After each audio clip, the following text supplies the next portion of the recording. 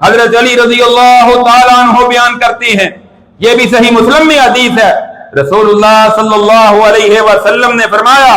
لعن اللہ من ذبح لغیر اللہ، اللہ کی لعنت ہے اس بندے پر جو غیر اللہ کے لیے جانور ذبح کرتا ہے۔ غیر اللہ کون ہے؟ اللہ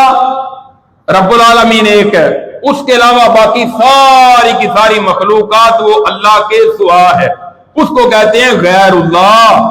اللہ کی ذات کے سوا اس میں نبی بھی آ جاتے ہیں، صحابی بھی آ جاتے ہیں، اولیاء بھی آ جاتے ہیں،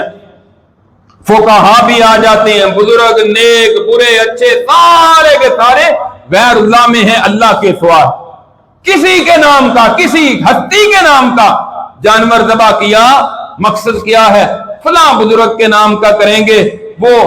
اللہ کے قریب کر دے گا، اللہ کا قرب ان کے ذریعے ہمیں مل جائے گا، یا اس کے ڈر اور خوف سے جانور ذبح کیا کہ اگر نہ کیا تو وہ ناراض ہو جائے گا۔ کتنے لوگ ہیں کہ ان کی زبان سے آپ سنتے ہیں اگر دودھ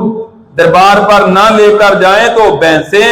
دودھ کی بجائے خون دینا شروع ہو جاتی ہیں، بھینسیں مر جاتی ہیں، نقصان ہو جائے گا، خود ملے یا نہ ملے وہاں ضرور پہنچانا ہے۔ اللہ کے رسول نے منع کیا ہے ایسا کام کرنے سے، کسی قبر پر جا کر جانور ذبح کرنے سے بھی منع کیا، اور اس پر بھی لعنت فرمائی ہے، اور غیر اللہ کے نام کا، اللہ کے سوا کسی اور کے نام کا جانور ذبح کریں گے تو اس پر بھی لعنت کی۔